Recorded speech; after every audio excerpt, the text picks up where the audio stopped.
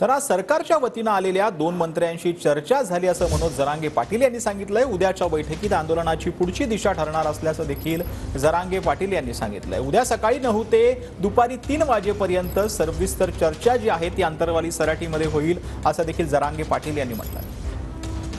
आपल्यासोबत जरांगे पाटील दादा, उद्या बैठक पार पडणारे महाराष्ट्रातील समन्वयक उपोषणकर्ते साखळी उपोषणकर्ते येणार काय मार्गदर्शन असणार आहे? नाही, आज सरकारच्या मुख्यमंत्री आणि दोन उपमुख्यमंत्र्यांच्या वतीनं मंत्री महोदय आले होते।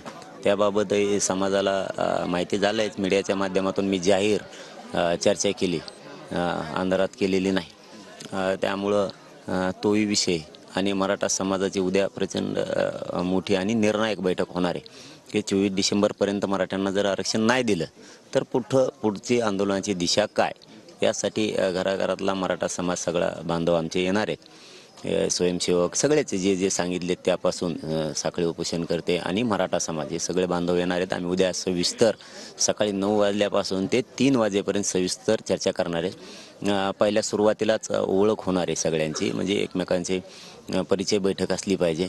प्रत्येकाचं नाव, गाव, त्यांचा मोबाईल नंबर, तालुका, जिल्हा हे कागदावरतीही लिहून आणणार आहेत आणि नसतील तर इथंही तशी व्यवस्था केलेली। अगोदर सुरुवातीला 12च्या नंतर मुख्य बैठकीला सुरुवात होणार आहे। उद्या बैठक होणार आणि निर्णायक बैठक होणार। मराठा समाजाला महाराष्ट्रातल्या सरसकट ओबीसीमध्ये आरक्षण देण्यासाठी ही बैठक उद्या होणार आहे आणि पुढच्या आंदोलनाची 24 डिसेंबरच्या नंतर आंदोलनाची भूमिका काय याबाबतचे उद्या सविस्तर त्या बैठकीत चर्चा होणार आहे।